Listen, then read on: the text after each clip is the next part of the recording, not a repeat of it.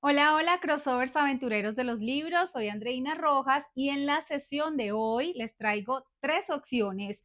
Un libro del que se está hablando mucho. Dos, un libro del que probablemente solo has escuchado el título y no has leído ni la primera oración. Y tres, un libro del que deberíamos hablar un poco más. Démosle play.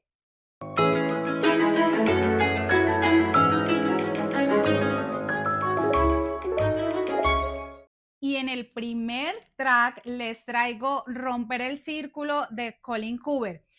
Este es un libro que debo confesarles que fui a ver la película porque se las escuchaba nombrar a varias amigas y me picó la curiosidad.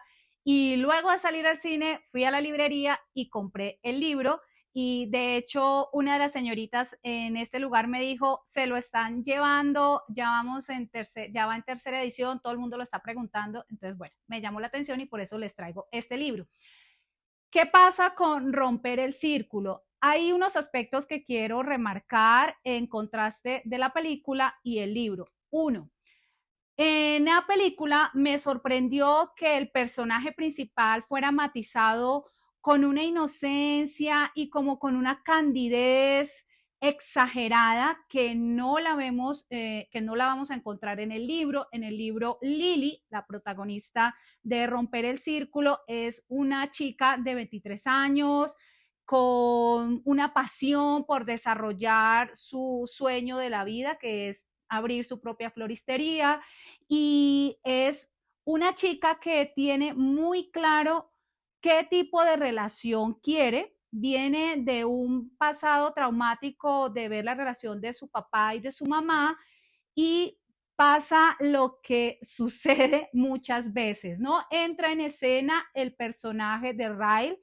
Kincaid, que es un neurocirujano guapísimo, un tipo que tiene definido qué es lo que quiere hacer en la vida, es un tipo adinerado, es este gigoló, este hombre interesante que le abre como el mundo a Riley, perdón, a Lily, y ella pues se va enamorando de él.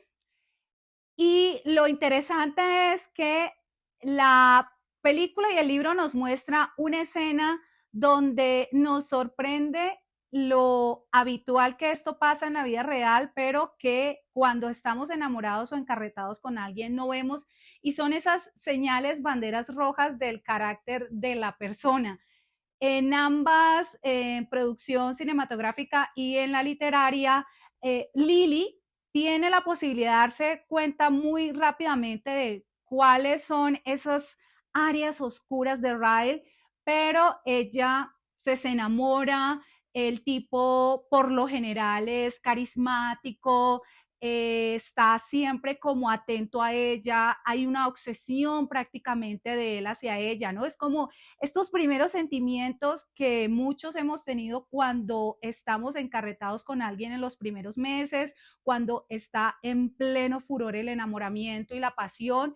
Y aquí hago un paréntesis porque aunque suene cliché, y pues sí lo es en este tipo de libros o de romance, pasa mucho que el personaje masculino tiene como unas características de tipo guapo, rico, pero medio jodido en su interior.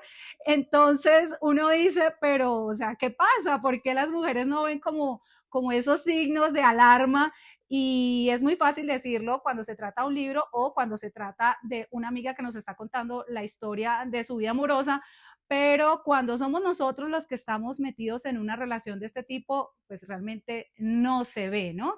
Eh, Otro aspecto que quiero remarcar de este libro es que, y espero que no suene spoiler, la autora al final hace una nota y dice que bajo ningún concepto quiere que este libro sea como un referente de la violencia doméstica, de la violencia de género, pero resulta haciéndolo y creo que ese es un gran aporte para precisamente abrir la conversación sobre esta problemática que sufren las personas, especialmente las mujeres, cuando sin quererlo se van introduciendo en una relación que a la final termina siendo tóxica y sin embargo está aquí como en una balanza como de tres, ni siquiera de dos. Ella tiene por un lado a Ryle, este tipo encantador, por el otro lado está la relación de su papá, cómo era su papá con su mamá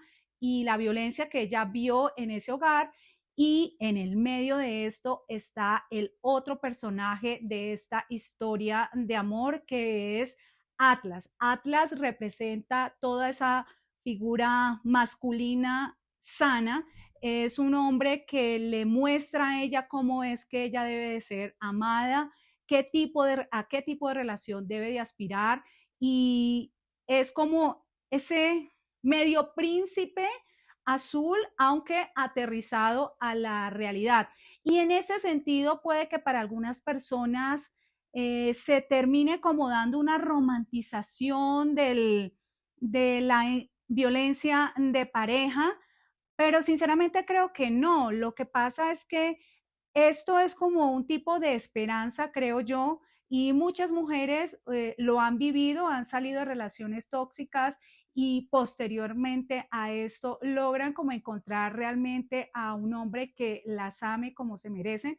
Así que en mi primer track recomiendo por todo lo que suscita para hacer debate y hablar de relaciones tóxicas, de violencia de género, pero también de cómo aprendemos a amarnos a nosotros mismos, de cuáles límites no podemos permitir que otros transgredan, romper el círculo de Colin Hoover.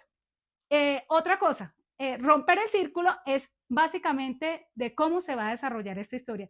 Y es curioso porque creo que la autora ha creado aquí mismo un spoiler, pero los invito a que vean cómo es que se rompe ese círculo. En el segundo track les traigo este libro que está aquí, espero que esté ahí.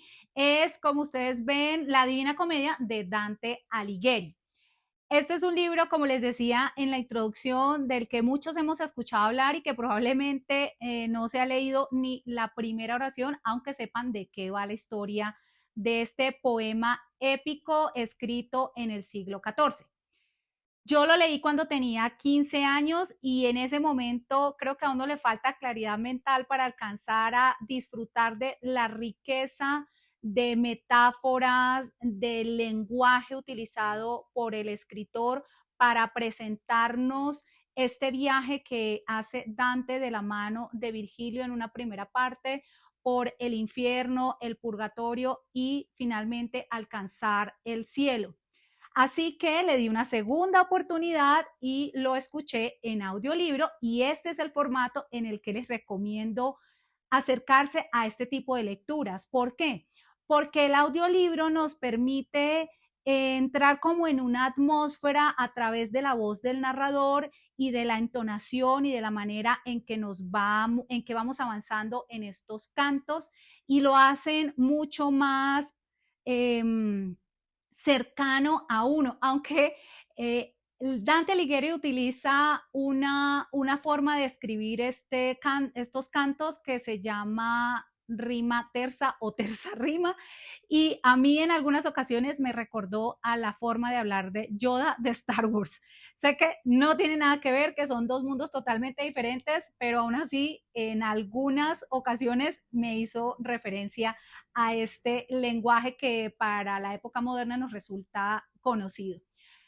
Dante Alighieri nos presenta y para el público al que él le llevó este libro en el tiempo del Renacimiento en Florencia, la historia de un hombre llamado Dante que viaja a los círculos del infierno, viaja al inframundo en busca del amor de su vida, de Beatriz, y ahí él se encuentra con Virgilio, va recorriendo los 9 círculos del infierno donde están todos los pecadores, los que han cometido herejía, los que han cometido fraude, los que han sido violentos, los que han sido mentirosos, ira, pereza, bueno, todos los pecados capitales y otras acciones en contra de la tradición judeocristiana se van a encontrar allí y él nos va mostrando en esa riqueza de imágenes castigos como hombres que están ahogados en ríos de sangre,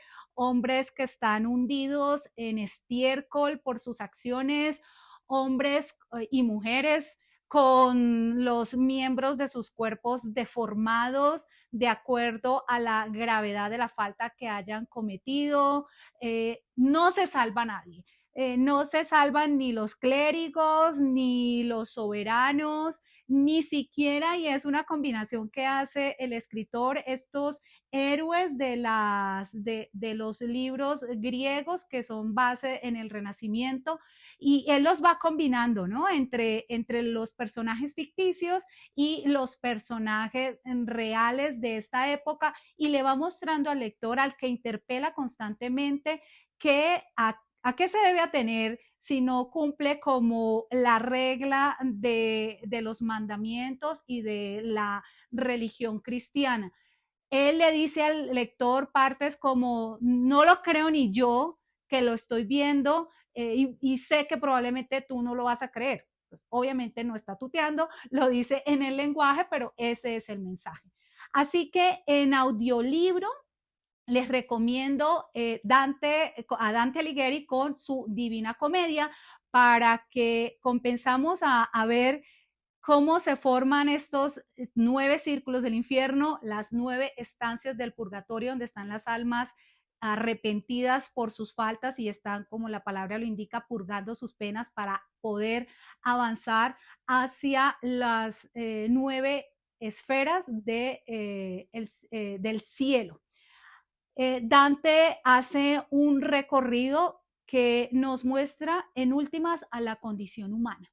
Y por eso el libro sigue siendo, más de 700 años después, un libro vigente, un libro del que en algún momento hemos escuchado o tenemos interés por acercarnos a él, porque es eso, es quién soy yo como humano, a qué faltas puedo yo cometer, cómo mis pecados o mis faltas hacia el prójimo o hacia mí mismo me van a poner en una situación de terrible dolor en el infierno, en el purgatorio, y si al final de mi vida en otra esfera la voy a poder vivir en la cercanía de la gracia celestial.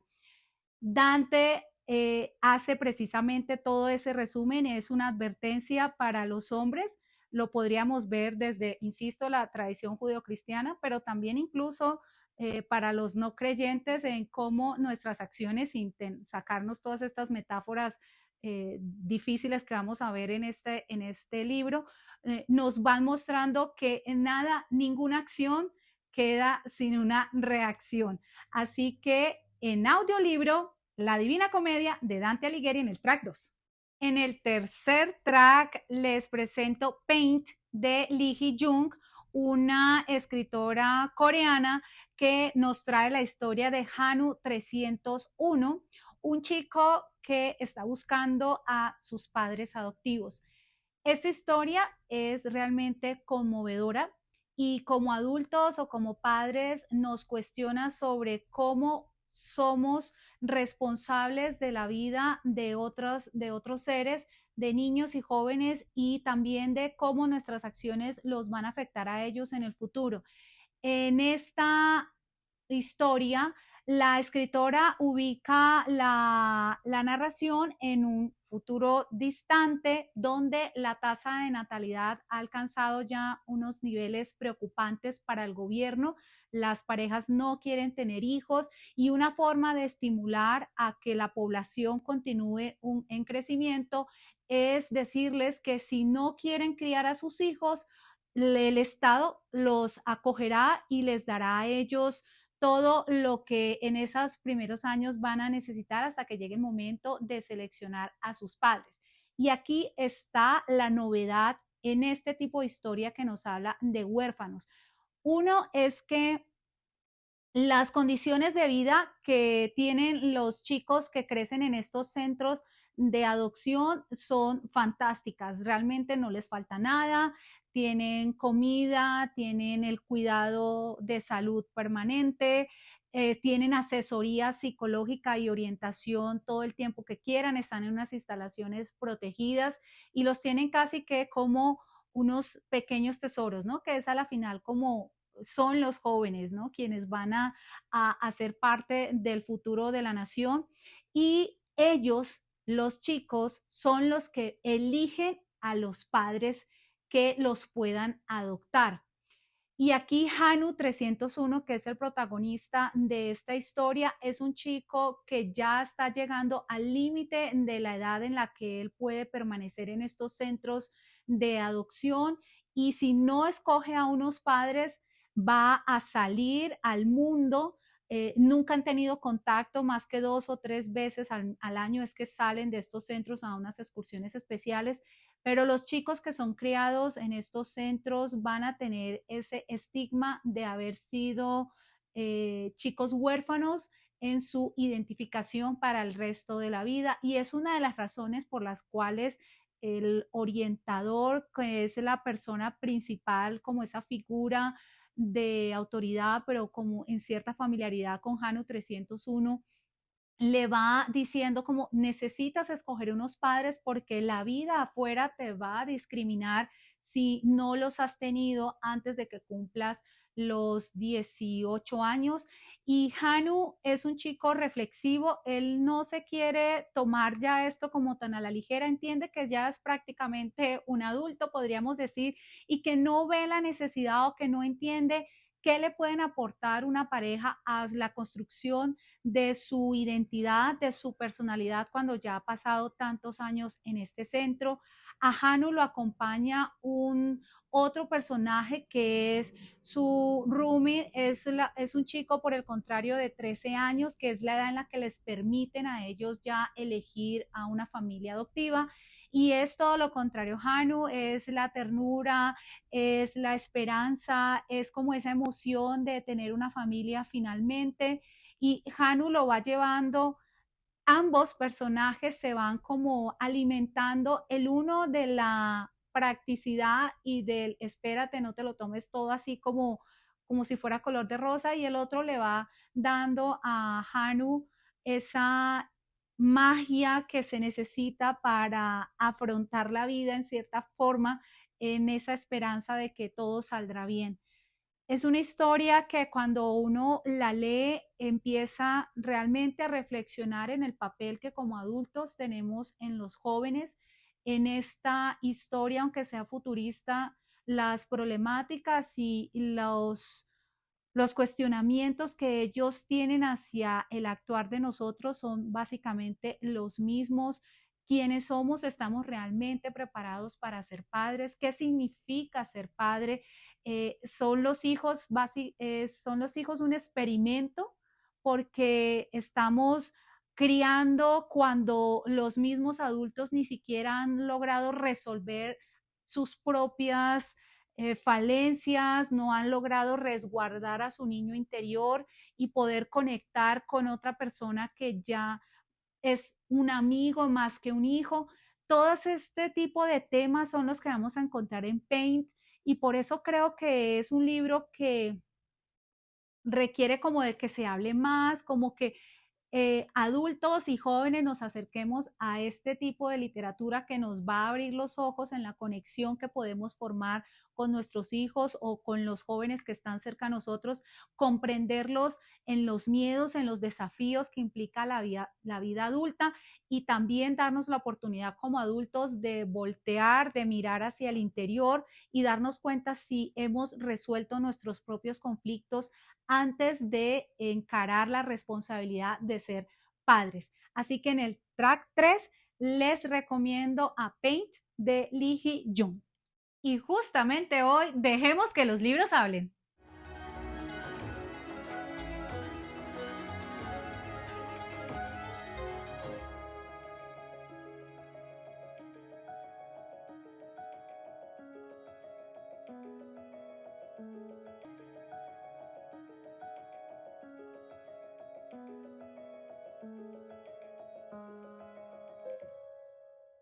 Hemos llegado al final de esta sesión donde los libros han dado de qué hablar.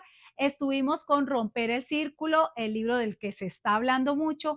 Luego pasamos a un libro del que casi no se habla, pero que deberíamos hablar más, que es La Divina Comedia. Y me pregunto, ¿en qué círculo del infierno estarán los abusadores y los padres violentos? Y en el tercer libro que les traje está Paint, que también nos habla precisamente de la paternidad, de la familia, de cómo encaramos la responsabilidad de criar a otros seres humanos que tienen unas necesidades y unos sueños a los que hay que atender. Así que son 3 opciones para que disfrutes de los libros. Y recuerda, como decía Jorge Luis Borges, leer es una clase de felicidad. Así que vamos a ser felices con un libro y los espero en la siguiente sesión. Déjame en comentarios cuál de estos libros conoces o te ha llamado la atención, que me encantará leerte. Chao, chao.